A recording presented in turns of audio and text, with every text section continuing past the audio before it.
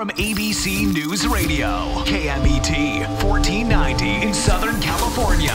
This is Biz Ninja Entrepreneur Radio with your host, Tyler Jorgensen. Welcome out to Biz Ninja Entrepreneur Radio. I am your host, Tyler Jorgensen, and today I get to speak with a friend of mine who is coming to us from the Wild West of Arizona, I believe, right? That's right. And so Chad Thibodeaux, who is somebody I met back in August of 2017. Now, if you're new to Biz Ninja Radio, we cover the entrepreneurial journey and the story of what it is like to be an entrepreneur. And Chad has a phenomenal one. He is the creator of the 7-Day Launch Challenge and LaunchIt.live. He has created Catapult and countless other things, but things weren't always so exciting and robust. So we're going to unpack things. Chad, welcome out to the show. Hey, man, Tyler, thanks. I really appreciate it. What? It's not often I get to be on on the world's best Biz Ninja radio show. The world's best Biz Ninja radio show. Way to caveat. That is absolutely right and true. Appreciate it. So I was actually a guest on one of your early shows when you were kind of getting going. But yeah, so we met at a really interesting time of really both of our careers, August 2017. Yeah. I was at the end of a business partnership where I was starting to kind of change directions. You were in a definite fork in the road. Tell us a little bit about when you realized you're an entrepreneur and that big change that was happening back then. Yeah. So for 19 years, man, I was in an interesting industry. I was a pastor of a church and some relatively large churches. And I wrote a book called The 90-Day Turnaround. And in addition to pastoring, I would travel the world helping churches go from drab to fab in just 90 days. Because what we found out was if you don't make the shift quickly, you're never going to make it, right? That's true in most of our relationships and most of our businesses. And it was definitely true in the church world. And so I did that for 19 years, had found a lot of success, found my identity in that. And then one day the missus decided she didn't want to be the missus anymore. And if you know anything about the church world, when you get rid of the missus, you get rid of your career. And so I ended up getting fired as a pastor. And I found myself in a situation that so many of your viewers find themselves in, and that is at not just at a fork in the road, but at a complete lack of identity, having no idea who they are, where they're going. I was 40 years old and I'm like, oh my gosh, now what? And I felt like my best days were behind me and I just could not see a clear path forward. So I took a shot at this entrepreneur game. I'd been an entrepreneur most of my life, even in addition to the pastoral world, but never in digital marketing. And so I started just building some online courses and got pretty decent at building funnels. That's how you and I met we both were top 30 ClickFunnels designers and we met at the Design-a-thon. But it was really at that event, it was really that week that you and I met each other. That was a defining moment for me because what I found was, as you know, Russell Brunson had not only named me a top 30 designer, but he actually selected one of my designs as the top 6, right? And he gave me a lot of accolades, a lot of praise. And I found myself getting an award and some accolades doing something that I completely hated. I hated building funnels. And I'm like, my gosh, is this what my future is? I'm going to sit behind a computer and like build funnels the rest of my life. I mean, God forbid, there's got to be more than that, right? And I remember going home after that Design-a-thon there in Boise. I remember going home and there was a 28-year-old girl that I was staying with. It was an Airbnb. And she was the owner of this little apartment because I was so broke. And she asked me the question, she goes, well, if this isn't what you want to do, then what is it that you want to do? And it's so interesting because at 40 years old, I had found myself having to ask that question again, but I didn't really know. And so I didn't want to take the path of least resistance. So I sat down and what I figured out was I had some strengths. I had some skills. And I figured out what my skills were, but I realized that those skills were all based upon the identity of being a pastor. And it was at that particular moment when I said, I've got to be able to separate my identity from who I am from what I do. And what I said was, I am a good teacher. I can make complex things simple. I am a good marketer. I am a good strategist. I am a good coach. And so I have to work with people. So it was in that particular moment, getting one of the greatest awards in my life, one of the best recognitions of my life. It was at that moment where I had to turn my back on funnels and say, no, what I'm going to do is I'm going to start working with people and I'm going to begin helping them coach, or I'm going to begin coaching them and helping them launch their business. One more thing, and then I'll turn it over to you. How I got into the launch world, and this may help some of your audience, is when I was going through counseling after my divorce, the counselor asked me, Chad, what would your ex-wife say was the single worst thing about you? And I said, oh, that's easy. She would say that I start a lot of things, but I don't finish a lot of things. And I told the guy, I'm like, man, that's so true. I said, my dad used to tell me that. People at my church would tell me that. They said, Chad, you're really good at starting, but boy, you get bored with the process and you just give up. And so I told the guy, like, I need to be able to fix this. And he looked at me in the eye. He goes, well, you're right. That is exactly what she said. He goes, but why do you look at that as the worst thing about you? He goes, do you know how many people can take something that's already started and make it blossom and make it great? He goes, but do you know how rare it is to find someone like yourself who could take nothing and make something out of it? He goes, that as your weakness, look at that as your best strength. And he goes, and turn that into a career. Figure out a way how to start things. Thus, my company, Catapult, was born, where I said, this is exactly what I'm going to do. I'm going to help people catapult their business. I'm going to help them start their businesses. And so for the first 2 years of Catapult, helping people, that was my motto. We help you start. And so that's how I got into it. And I said, I'm going to coach people around the idea of starting. That's cool. So what's really interesting about that is that's something that Russell says every entrepreneur needs to identify quickly. Right. Are you the type of person that can start or type of person that can finish, and then find matching people either as employees or partners or whatever it is. So what's interesting though is doing what you did, which is basically you weren't at a fork in the road, you were at a cliff. Right. And you had to make a complete new shift. You had an opportunity to take on one identity and you pushed it away. And then you were able to identify what you had previously thought was a weakness and turn it into a strength. Right. How did you so you're still going to start a business around helping other people start. Right. And you did it for a couple of years. How did you internally make sure you had finishing power? Yeah. So, what I did was I identified what my sweet spot was and said, I'm going to build a business only around my sweet spot. And then I'm going to just say no to everything else. Right. So I'm only going to help people take their idea and turn it into a business. So the online course that I created back then was called Launch 28. I'm going to help people take their idea and launch it into a business in 28 days or less. That's what it used to be.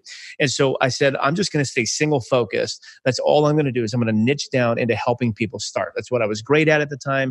I since have developed so many different skill sets, but that's what I was great at. So what I did was I just said no to everything else and said yes to what I was great at. And what it did was it allowed me to specialize. You know, what does Malcolm Gladwell say, that you have to have 10,000 hours to become an expert? And what I found out was by specializing and going all in on what I was great at, I could elevate myself to an expert very quickly. And because I had a set of communication pipes from my pastoral days, I could communicate what I was doing much better than most other people, which cut my expertise time down drastically because I was able to advance over so much of my competition just because I could vocalize what I was doing and they couldn't. Yeah, absolutely. That's really cool. So you went from doing some cool stuff, getting an accolade, hanging out with me for a couple of days in Boise and 28 other really amazing people. Yeah. A lot of which, what's really fascinating is a lot of which did not really stay in as the design focus, right? They even though we were the top 30 designers, that was a catapulting jumping off point for a lot of people. And it's been fascinating watching the journeys in a very short amount of time. Yeah. Pretty significant over the past 2 years for that group. Because there's so many people that have gone on to, several have gotten 2 Comma Club awards, some 2 Comma Club X awards, we've just done many people, including yourself, done some really cool things. Yeah, it's been truly remarkable. And so, but that was it was a turning point for you, but when you entered that room, you were struggling. Yeah. When you left, it wasn't that event changed your life, but your mindset, I think it was almost like hope was restored, right? Mm-hmm. And it wasn't that direction that you stayed. You went a totally different direction. So what would you say to an entrepreneur who has been out there failing considerably and just maybe feeling like, man, why should I keep battling this? Maybe I'll just go get a job. And I'm not saying that's a bad thing. Yeah. So what's your advice there? Yeah. So let me back the train up just a little bit. So please. August 11th, 2017, which is, we were there in Boise, was a turning point for me because that day, it was the day I was getting ready to go to Boise. That night I had a skating party with my daughter, and it was also the day we found out my home in South Carolina was being foreclosed upon. Like crazy day. And I had $11 in my pocket, Tyler. And so I'm like, okay, I'm not going to see my kid for a while. I'm going to give her the greatest daddy-daughter date ever. She was only 6 years old at the time. The greatest daughter date ever. And I don't care how crappy my life is. I'm going to focus on the here and now. And I'm just going to love this. So I had $11 in my pocket. We'd go to take her skating that night. And we had a little coupon to get in for $5. And so I get in and the lady goes, it's like $10.18 or whatever it was. And I found myself, oh my God, she wants all my money. I'm like, shoot, that can't happen. And so what she was saying was it's $5 for me, $5 for her. And so I used my every ounce of communication. I got 2 master's degrees in communication. And I use every ounce of communication skills that I had to be able to talk to this little 16-year-old girl in a pair of, a mini skirt and rough and skates to let me in that door for only $5. And we got in. And we got in, my little daughter was like, Daddy, can I have a glow-in-the-dark necklace? And I said, well, how much is it? She said, $3. So I got $3, baby. So I gave her $3. She got that glow-in-the-dark necklace. And then the next thing was she got on the skating ramp, Tyler, and she fell. She hurt herself. She started crying. And she noticed that these other little kids had like these little white walkers, like they could hold on to while they skated to help them up. And she goes, Daddy, can I have one of those? And I said, well, let's go find out how much they are, baby. And the girl told her it was $5. And I was out of money. I didn't have it. And I remember as a 40-something-year-old guy just standing on the skating rink, looking down at my 6-year-old daughter with big, gigantic crocodile tears coming down my face, looking at her and saying, and literally having to admit that Daddy was a screw up. And all I could think about as I was looking at her with tears coming down my eyes, because I couldn't even take care of my own 6-year-old daughter, that something had to change. So something had to change.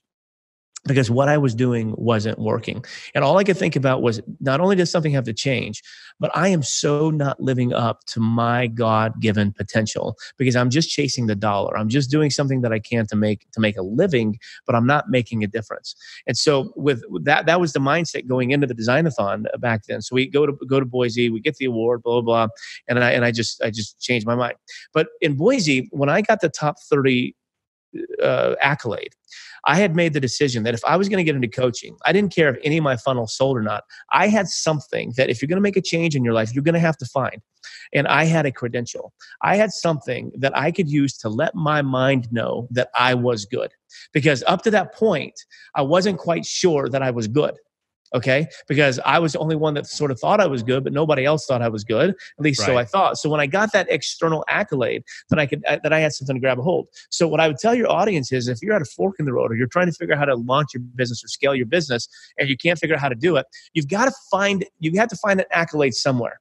Okay, somebody somewhere thinks you're good. And so here's what I do. You're probably not going to get a top 30 designation from Russell Brunson himself. So you have to go out and find your own credential. And so what I tell people to do is you need to go find 1, 2, 3 people to work with and whatever you're doing, and you need to help them free with a string attached. And what that means is you're going to help them absolutely free with what you're doing. But in exchange, they're going to give you a written testimonial, a video testimonial, and they're going to help make sure that your product is great. And so that's you going out and finding your own credential, finding your own accolade. So if you can work with 2 or 3 people and you can refine your process, so now that you have a product that you can get out to the world that you know is good, you have 2, 3, or 4 people saying that you are good. Now you have something to hold on to, and you can use that accolade to convince your mind that you are good at what you do. You are worthy of making money. You are worthy of scaling your business. You are worthy of getting yourself to the next level, and you can carry that up to the next level. And that's all that is trying to gain momentum, because momentum is simply forward motion fueled by a series of wins.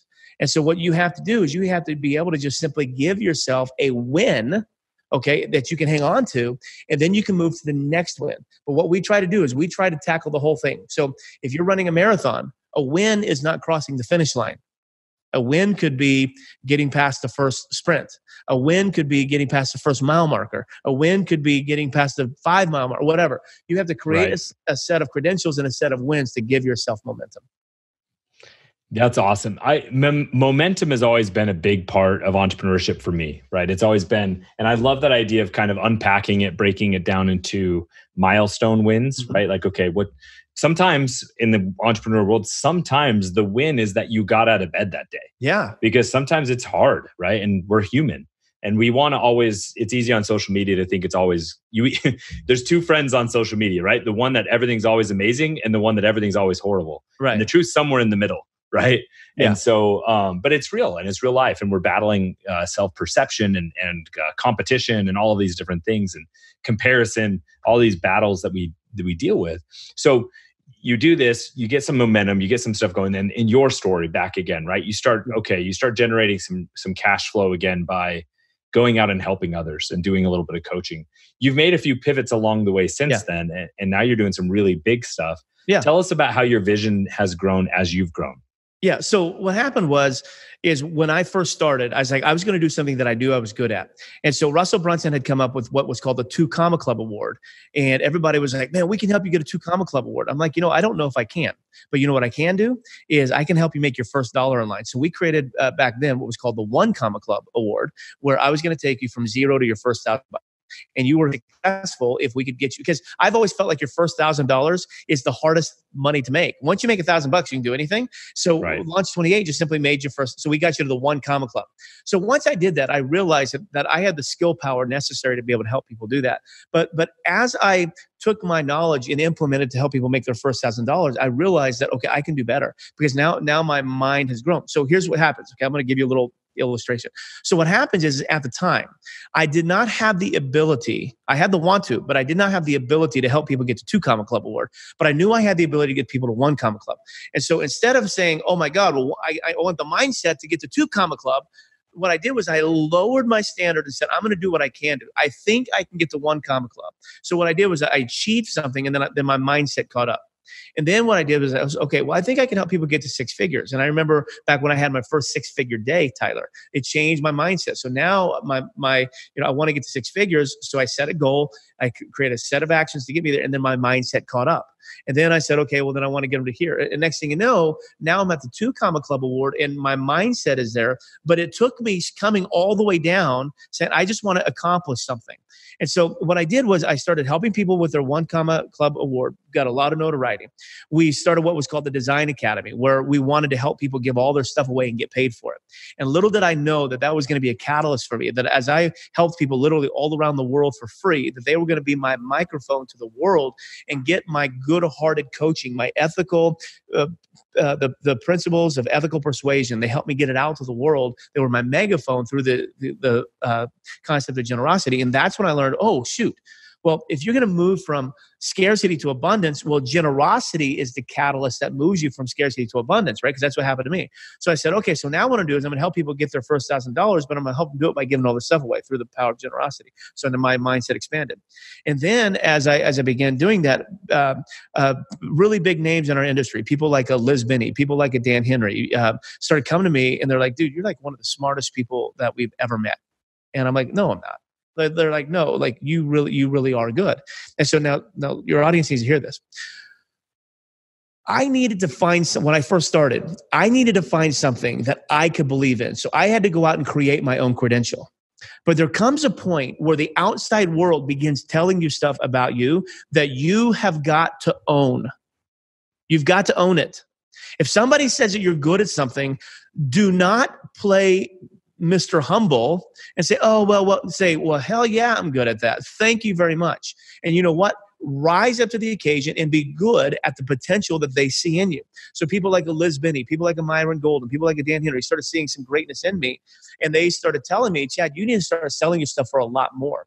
And I'm like, well, I can't really sell my stuff for a lot more because I'm only helping them get $1,000, right? And then that's when they said, no, you can really help people make a ton of money. So we started building funnels, started coaching people. And then we helped 7 people make $1 million in 1 year. And that's when I said, well, shoot, maybe we do have some skills that can help the world. And so I gave myself permission. And here, this would be the third part of this coaching.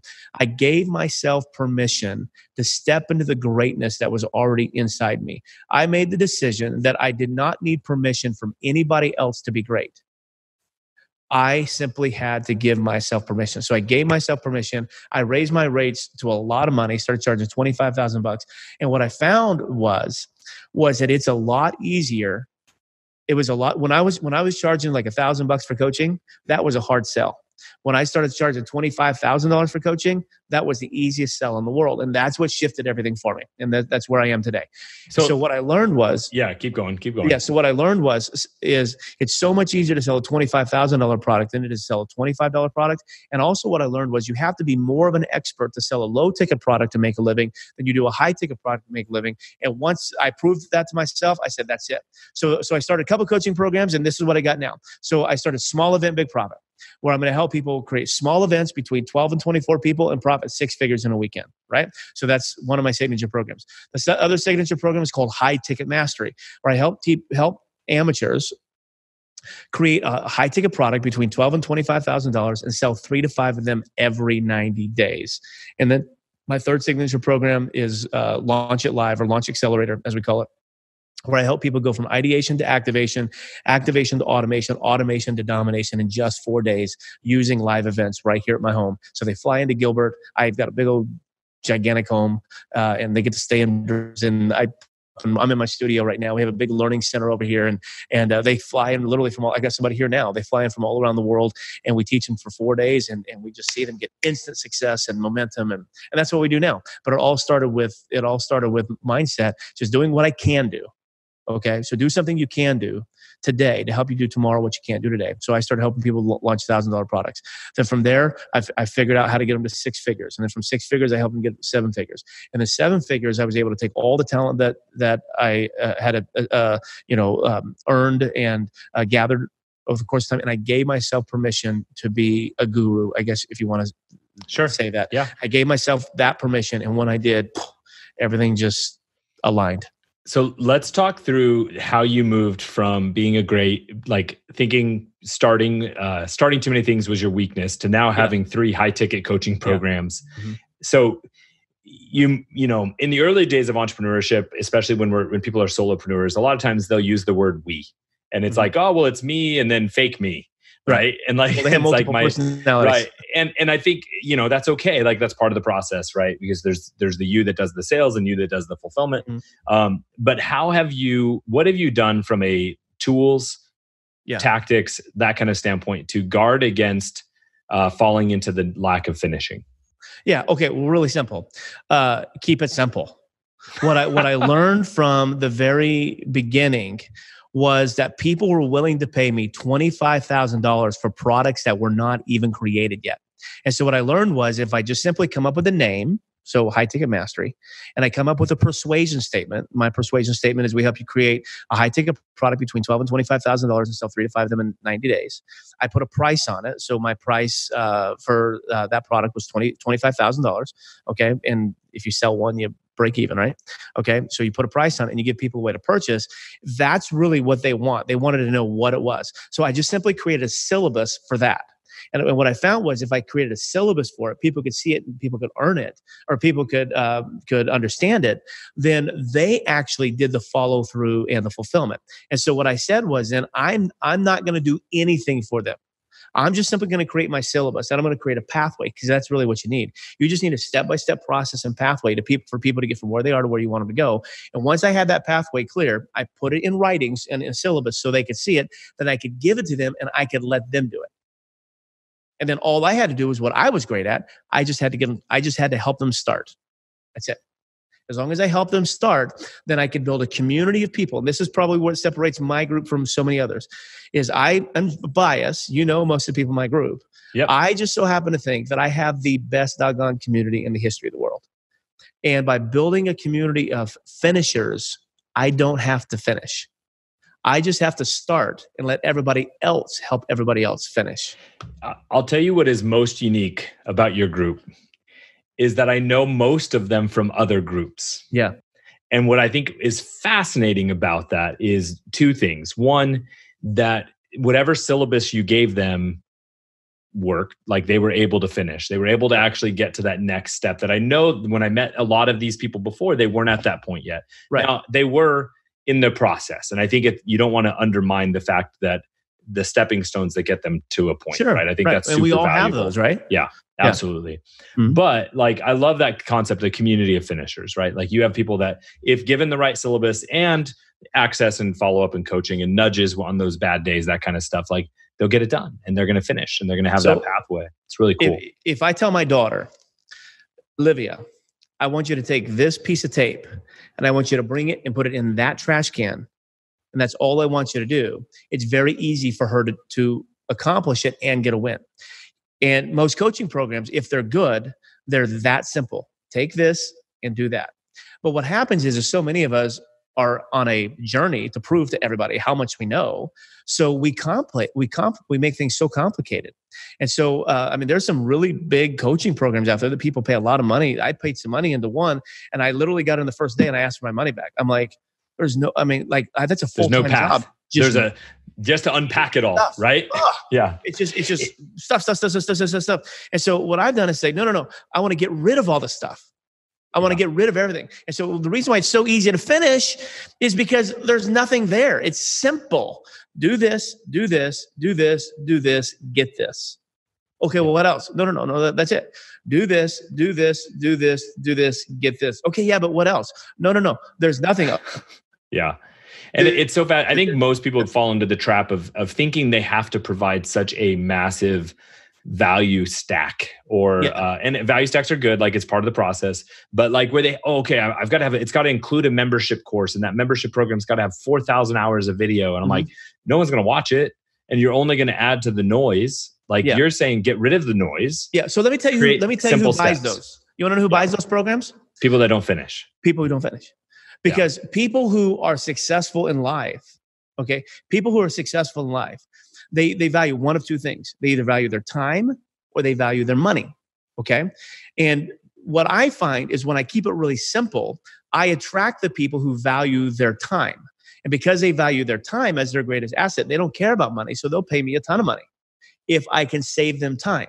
So I always say I don't ever work with people who cannot get there on their own. Okay. So I only take people in the program that I think can accomplish whatever they're trying to accomplish on their own. But what I do is I save them time, energy, effort, mistake, and money. Right. But because I'm simple, very, very simple, I just have a 7-step process because I'm very simple in what I do. People come in and look at that and say, I can do that. I can do that.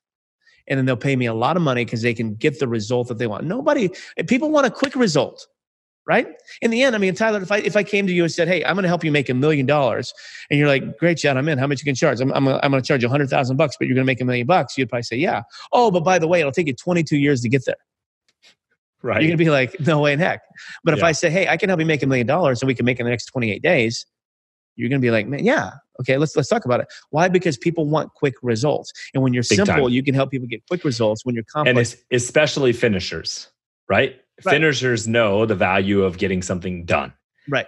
And those are your people. And that's what's so neat is usually a lot of coaches that I know, they attract people like them. Yeah. Your community is a community of your opposites. And I find that fascinating because you have a group of people who are finishers and that's not your strength.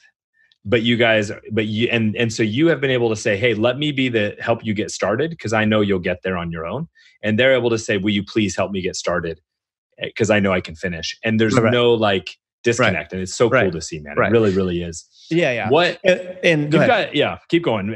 You've got some huge stuff. You've got launchit.live that's coming. You've done, 7daylaunchchallenge.com. You've made some massive growth, dude. And just entrepreneur to entrepreneur, I'm super proud of you. Well, thank you, man. I really appreciate it. And because you've stayed true to yourself throughout it, and not only in some hard decisions along the way to stay true. And I think that's so great.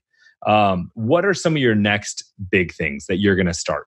So I love what I do. Okay, so I really do. I love what I do, and one of the benefits of being a starter is you're never satisfied, right? You're never content.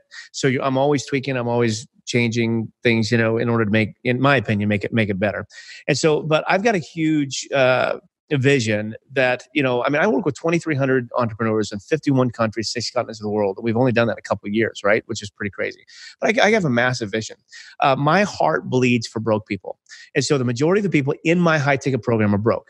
Okay. They start that way. They don't end that way, but they start that way. And we're able to help them figure out ways to pay for the program, which I think I'm one of the few people who help them do that. But I have a huge heart to help broke people make something of themselves in this world, because just because you're broke doesn't mean they're broken. Correct. And a lot of times, just because people are broke doesn't mean they don't have the potential to not be broke. And so there's a lot of people out there that says, you should never only work with, people. Don't ever work with broke people. I'm like, 95% of the marketers are trying to work with rich people, leaving 95% of the audience available. I'm going to go where the market is. So what's next is what I'm trying to do is I'm trying to figure out a scalable model where I can go help people, not for $25,000 to $36,000 in my high ticket program, but how can I help them between $3,000 and $10,000 in that particular range, but yet help them at least 10x their ROI. So that's my goal. So that's why this Launch Accelerator program, we call it the Sprint event. So it's a 4-day event where you show up on Thursday, you leave on Monday, you come with nothing, you leave with your entire business launched. And so we do all your branding, we do all your copy, we do your emails, we do your video, we do corporate headshots, we do everything that you need to go from ideation to activate. We do it in 4 full days. We put them up at our house and stuff. And it's the whole program. It's $5,000 for the year. $5,058 for the entire year. Pay $1,000, that'll get you to the event, which is cheap. I mean, we spend more money on food and staffing than $1,000, but it gets you there, and you pay $397 a month for the entire year. I have a vision. So my vision is over the next 12 months, I want to see 200 people go through that program. And I want to see 200 people not only go through that program, but I want to see 200 businesses, products, services launched, people with life-giving messages that really want to change the world. That if somebody could, if only somebody would give them a shot, would give them a chance, they could do good. So that Sprint event is all about helping you get your first credential, helping you believe in yourself, understand that you can do it, so then you can go, do wonderful things in this world. People always ask me, well, Chad, why are you so cheap? Because I told this guy today, I'm like, I'm only $5,058 for the entire year. You get a whole year worth of coaching. And he goes, why are you so cheap? I was like, you know why? I said, because about 80% of those people who go through my cheap program, once we get them breaking $100,000, they get in my expensive program. Of course. Well, and you care, right? It is absolutely, yeah. And I just want I want them to be successful, but it's okay to care and make money, right? And you found you're one of the few people I found has done a really good job of balancing that, which is really cool. One day we'll do a podcast together, and we'll talk about the give method, and we'll talk about exactly how to do that. That'll be cool. So to me, entrepreneurship is not only about getting your message out there and all those things that we were just talking about, but it's also about being able to create the lifestyle and the freedom that we want and that we seek in life, and be able to buy the rolling rink, not just the rental skates. And so what's one major item on your bucket list, like travel or destination or something like that, that's not necessarily business related, that you're going to do in the next 12 months? I'm pretty blessed, like you are, that we get to live sort of the life that we love. And, I love my kiddos, right? So I love my kiddos. So to me, it's not about travel. My kids have been everywhere, but my kids actually, one thing I really want to make sure that they get exposed to is I want them to understand that God has put within them a skill set, a gift set, and given them responsibility with that skill set to do something good in the world. And so one of the things that I want to do with my kids over the next 12 months is we're going to take them down to the dumps in Tijuana. I don't know if you've ever been there, but it's pretty sad because they've got massive villages, these people who literally live in the trash, right? But there's just some of the coolest, nicest people in the world. And what I want to do is I want to bring my kids down there, and I want to help them learn how to build relationships with those who do not have, not so they can say, oh, wow, look how great I have it, but so they can really just understand. I want them to develop a heart of compassion and let their because they're all going to be entrepreneurs. I mean, they're just like their daddy. They're all built-in entrepreneurs. But I want them to build a business based upon compassion, not based upon greed. And so over the next 12 months, I've just sort of set it as a mission, like with my kids.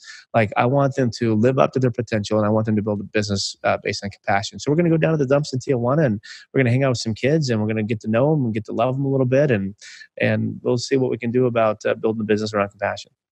Very cool. Yeah. Thank you so much, Chad, for making time and coming out. I know life is busy these days. Oh, good. Man. Please learn more about Chad at launchit.live or 7daylaunchchallenge.com. You can Google him if you can spell his name, but we'll put all the show notes and that kind of stuff if you are on the site.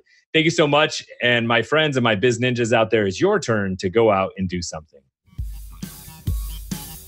Thank you for listening to Biz Ninja Entrepreneur Radio with Tyler Jorgensen. Please make sure to subscribe so you're first to hear new interviews and episodes. If you found this podcast to be valuable, please share it with a friend. Don't forget to visit our online dojo at bizninja.com to claim your reward for listening to the show.